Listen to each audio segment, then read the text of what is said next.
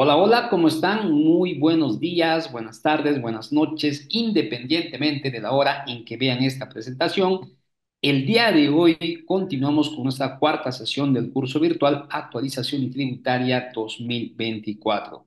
Tenemos en plataforma al doctor Carlos Arenas Bazán, abogado tributarista con experiencia en el sector público SUNAT, así como también en el sector privado, asesorando a diversas empresas en el sector pesca, construcción, transporte, agrícola y seguridad.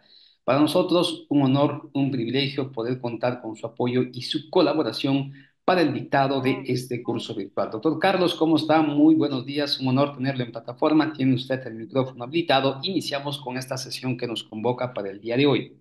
Muy bien, muchísimas gracias, Edu. Como siempre, yo encantado de estar compartiendo en esta plataforma del Club de Contadores, una plataforma que me trae muy bonitos recuerdos y con mucho gusto estoy acá presente el día de hoy para poder compartir un poco sobre un tema que, si bien es cierto, se viene tocando ya hace varios años. Me doy cuenta que dentro de su desarrollo, lejos de haber aumentado el conocimiento para poder afrontarlo, de repente por ahí, por algunas malas referencias, se está tergiversando la forma de cómo justificar este incremento patrimonial no justificado, conocido por algunos también como con el término de desbalance patrimonial, ¿no?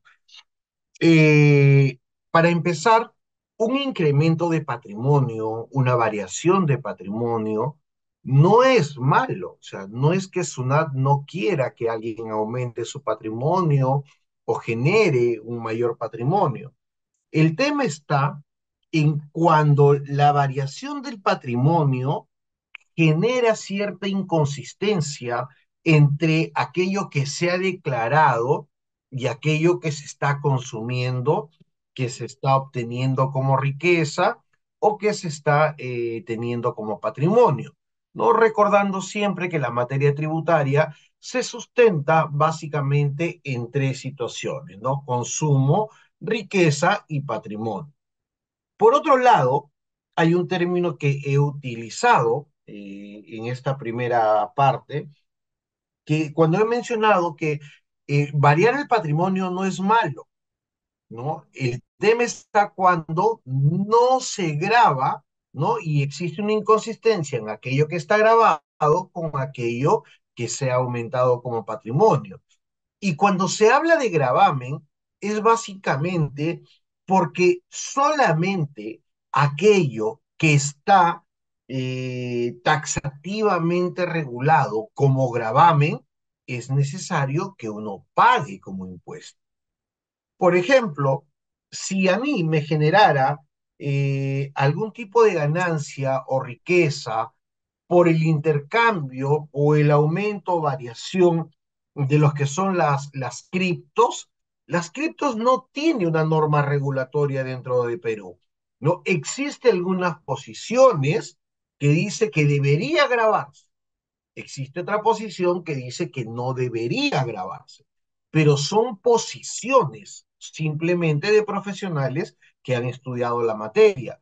Sin embargo, a partir de ello, podríamos recordar nosotros que cuando se le ha hecho la pregunta específica a la administración tributaria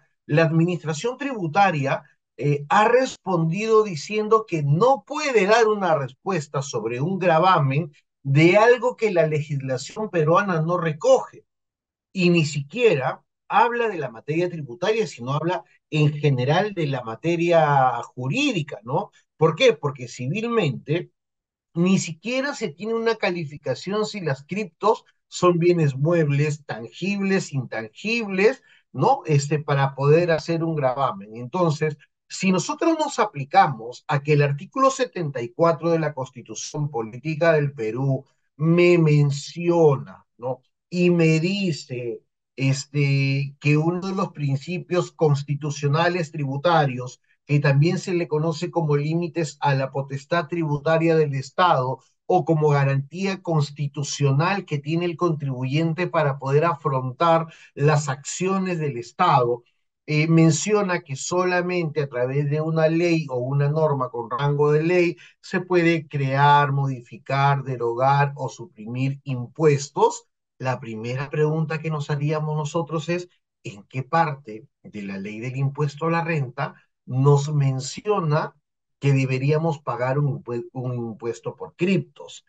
¿No? En otras legislaciones, como la norteamericana, la española, existe un gravamen, ¿no? Directo que te habla de esas ganancias de criptos, ¿no? Rápidamente te las menciona, ¿no? Te las menciona como gravamen de criptos. Entonces, lo que nosotros vamos a ver ahora es qué significa esa variación de patrimonio, las teorías que me hablan del impuesto a la renta, y estas teorías tienen que ir de la mano con lo que la norma manifiesta, ¿no? Vamos a ver los métodos del balance, del incremento patrimonial no justificado, vamos a ver la forma de cómo justificar justamente estos ingresos. Obviamente voy a responder las consultas que ustedes tengan, si le voy a pedir que me den un pequeño espacio para poder generar un poco de esta introducción, y finalmente vamos a revisar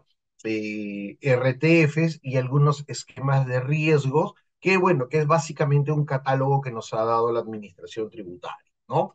Entonces, nos ponemos manos a la obra en este momento, ¿no? Ah, por acá están saludando, Gladys, ¿cómo estás? Susan, Rosa, Patricia, ¿cómo están? Y buenos días nuevamente con todos los amigos que están ingresando a la plataforma. Fíjense, cuando nosotros hablamos del impuesto a la renta, ¿no? Cuando nosotros hablamos del impuesto a la renta, tenemos que tomar en consideración lo siguiente. No es lo mismo hablar del impuesto a la renta que del impuesto general a las ventas. ¿No? El impuesto general a las ventas, de acuerdo al fenómeno tributario, se estructura en el consumo, ¿no? Es un impuesto indirecto, es un impuesto plurifásico, es un impuesto que no aplica la imposición en cascada, sino que permite una deducción. En el caso del impuesto a la renta, es un impuesto que se estructura en las nuevas riquezas o nuevas ganancias generadas a partir de una norma que la regule. Las teorías del impuesto a la renta no hacen gravable una acción. Las teorías del impuesto a la renta lo que hacen es explicar por qué algo es o no es gravable. ¿Ya? Entonces, cuando nosotros estemos frente a las teorías explican por qué se ha grabado, ¿vale? Pero si hay una teoría, ¿no? Que me dice, por ejemplo, que los ingresos eventuales son susceptibles de grabarse, pero la norma no me lo manifiesta, yo no tengo por qué pagar un impuesto. ¿No? Por ejemplo, si yo juego una rifa y en la rifa me saco 100.000 soles, esos 100.000 soles, en sentido estricto, es el aumento de mi riqueza. Estoy generando una riqueza, estoy generando ganancias que probablemente se materialice en la adquisición de un patrimonio. Sin embargo, la ley del impuesto a la renta no la prevé como susceptible de gravamen. Y al no preverla como susceptible de gravamen, no tendríamos por qué hacer el pago de un impuesto. Las teorías que explican el impuesto a la renta son básicamente tres, ¿no?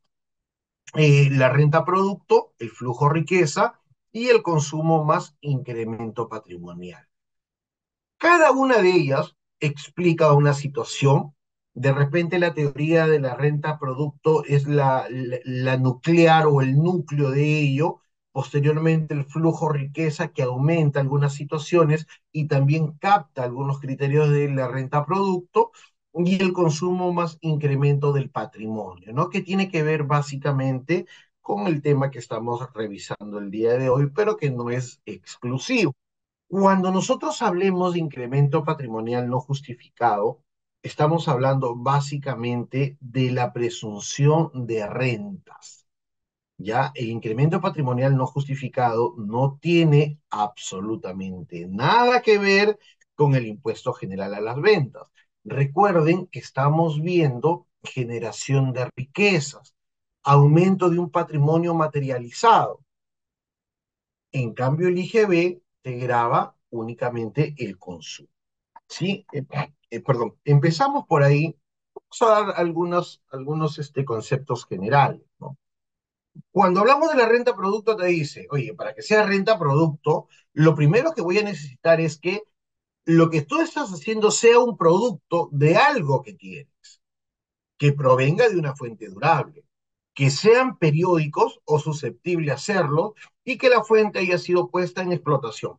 Ejemplo, si yo tengo un inmueble y la pongo en arrendamiento, ese arrendamiento es el producto del inmueble que yo tengo, de un patrimonio que yo tengo, que me está generando un ingreso.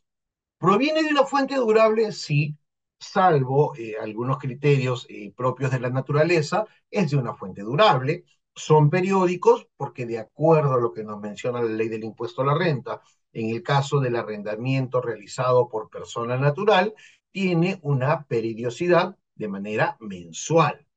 ¿No? Ahora, ¿la fuente ha sido puesta en explotación? Sí, porque la fuente es el inmueble que yo tengo que ha sido puesta en explotación, ¿no? Entonces, eso me permite tener a mí un ingreso, una ganancia, que de acuerdo a la ley del impuesto a la renta, sí se encuentra dentro de esos parámetros o gravámenes, ¿no? Eso lo podemos encontrar dentro del artículo 1 de la ley del impuesto a la renta. Hay situaciones, chicos, que voy a ir pasando de manera un poco más rápida de repente, porque es complementario, ¿no? El tema de las teorías o de la jurisdicción es una situación complementaria que me parecía así importante que lo toquemos, pero que nos vamos a centrar básicamente en lo que es el incremento patrimonial y en ese caso empezamos también a responder las preguntas que ustedes tengan y que voy a estar muy contento de poder respondérselas. Eh, Respecto a la teoría del flujo riqueza, recoge, ¿no? Recoge los parámetros de la renta producto, pero además incluye situaciones como que son ganancias de capital realizadas, ¿no? También permite los ingresos por actividades accidentales, eventuales e ingresos a título gratuito. Permite, pero no necesariamente la grava. Por ejemplo, si vamos a suponer que mi amigo David sea, o sea, sea una persona muy, muy amiga mía y me dice, ¿sabes qué, Carlos? Te voy a donar un inmueble, ¿ok? Te voy a donar un inmueble. Y él me dona un inmueble. Esa donación es un acto a título gratuito. ¿No? Es un acto a título gratuito, no es oneroso, es inter vivos, es a título gratuito. Estoy generando un patrimonio, estoy generando una probable ganancia porque viendo la teoría de la renta producto, yo podría poner ese producto al mercado y generarme ingresos, ¿no? Sin embargo, la norma en el Perú me dice que los ingresos a títulos gratuitos, por lo menos hasta el día de hoy, no están grabados, no están grabados con el impuesto a la renta. Ahora, yo podría revisar el artículo 1B y C, perdón, los incisos B y C del artículo 1 de la ley del impuesto a la renta, el artículo 2 de la ley del impuesto a la renta o el artículo 3 de la ley del impuesto a la renta para poder saber exactamente qué cosa está grabada. Ahora, hay una situación que debemos tomar en consideración siempre. Cuando nosotros hablamos de la variación de patrimonio que no ha podido ser sustentada o incremento patrimonial no justificado, estamos hablando básicamente de la imputación de rentas, ¿no? De persona natural, de rentas netas de persona natural. Eso significa que se le determina función a las escalas progresivas de la renta de trabajo independiente, pero sin la posibilidad de deducir ni el 20% de la renta bruta, ni las 7 UITs, y menos las 3 UITs adicionales. Entonces, eso nos permite también que nosotros podamos tener claro que cuando algo no es justificable, chicos, tampoco se puede justificar aquello. Entonces tendría que hacer una situación de merituar qué me conviene más. A ver, vamos a suponer que yo he arrendado un bien y nunca pagué un inmueble y todo era bancarizado y ahora la SUNAT me dice, oye, ¿sabes qué? Tienes tanto de dinero que no me has pagado impuestos. Si yo aplico los parámetros de determinación progresiva de la renta de trabajo, voy a tener parámetros que van a ir hasta el 30%. Sin embargo, si yo aplico, por ejemplo, lo que correspondería como renta de primera categoría, es el 5% de la merced conductiva. La pregunta es, ¿qué me conviene a mí? ¿Aplico ese 5% o aplico o dejo que la SUNAT presuma que es renta simplemente no declarada, que es un patrimonio no declarado y me haga pagar hasta el 30% en escalas progresivas sin la necesidad de deducir el 20% de la renta bruta menos las 7 UITs y la posibilidad de las 3 UITs adicionales? En situaciones como estas, nosotros tenemos que ponernos no solamente a buscarle una salida de justificación, sino también a merituar que si el ingreso realmente existe y que la norma la hace gravable, en ese caso aplico una suerte de economía de opción, que es lo que más me conviene. Y eso de qué es lo que más me conviene no es una situación elusiva, no es una situación evasiva, es una situación únicamente de economía de opción y saber colocar en donde corresponda el arrendamiento, en este caso de una persona natural. Porque si la pregunta fuera por una persona jurídica, para empezar, la persona jurídica no es susceptible al incremento patrimonial no justificado. Ellos tienen una forma de determinación por fiscalización totalmente distinta y un arrendamiento en el caso de una persona jurídica que se encuentra dentro de la renta de tercera categoría se ubica como una prestación de servicio, ¿no? Y tiene una determinación como cualquier otra actividad generadora de rentas de tercera categoría.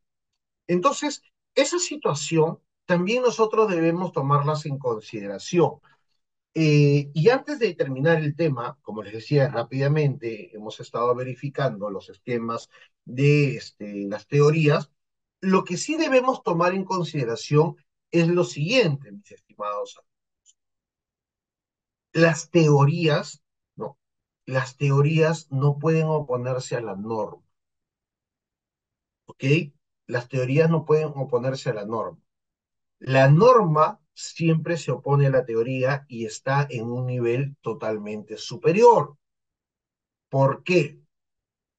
Dentro del derecho existe una ubicación que le solemos llamar los abogados la pirámide de Kelsen. Esta pirámide de Kelsen, Hans Kelsen, un genio austriaco dentro de las materias que manejaba era la jurídica, él nos habla sobre la teoría pura del derecho. Esta pirámide no fue hecha por él, pero se le atribuye a manera de homenaje, se le conoce como la pirámide de Kelsen.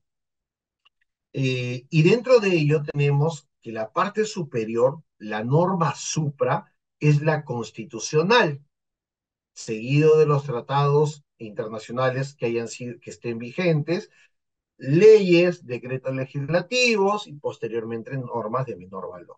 Justamente una norma constitucional, que es el artículo 74, contiene los presupuestos que funcionan como garantías constitucionales a favor del contribuyente. Y una de estas garantías constitucionales a favor del contribuyente es básicamente el principio de legalidad, ¿no? Y este principio de legalidad es el que no permite, ¿no? No admite que uno grave cierta acción a partir del uso de la analogía.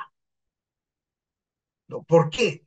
Porque muchas veces lo que hemos realizado es, como tal cosa paga y esta es parecida, entonces grabamos un impuesto.